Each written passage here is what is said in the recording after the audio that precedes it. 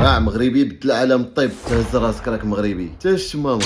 يوسف العزوزي طبيب ومخترع مغربي في عمره 34 عام ومن القصر الكبير. ولد البروفيسور الكبير مصطفى العزوزي يقرا في المدرسه الامريكيه في الرباط قبل ما يلتحق بجامعه اوكسفورد ببريطانيا. من بعد يمشي جامعه بوسطن الامريكيه ويكمل القرايه ديال الطب في جامعه اتشيباديم في تركيا. 8 نوفمبر 2019 يوسف العزوزي يفوز بواحد البطوله ديال افضل مخترع في العالم العربي اللي تنظمات في الدوحه في قطر، وتم شارك بواحد لاماشين كتريقل التدفق ديال الدم الى القلب، وجاب احسن معدل في المسابقه 93.8 وغادي يربح 300 الف دولار. وغير عاد يوسف العزوزي يخترع ولأول مره في التاريخ جهاز كيصفي الدم من داخل الاوعيه الدمويه وصالح للناس اللي عندهم نقص في المناعه. هذا الجهاز كيسيب لي الخلايا الملتهبه والكريات البيضاء. يوسف والفرقه ديالو غادي يجربوه في واحد الخنزير فيه 75 كيلو وتمت العمليه بنجاح. الاختراع دار بوم في امريكا والعالم، الصحف الامريكيه والعالميه كلشي تتكتب عليه. الا بغيتو تشوفوا يوسف العزوزي كيشرح هذا الاختراع ديالو فمو، خليت لكم الفيديوهات في البايو وخليو له كلمه في حقه غادي توصلوا الفيديو.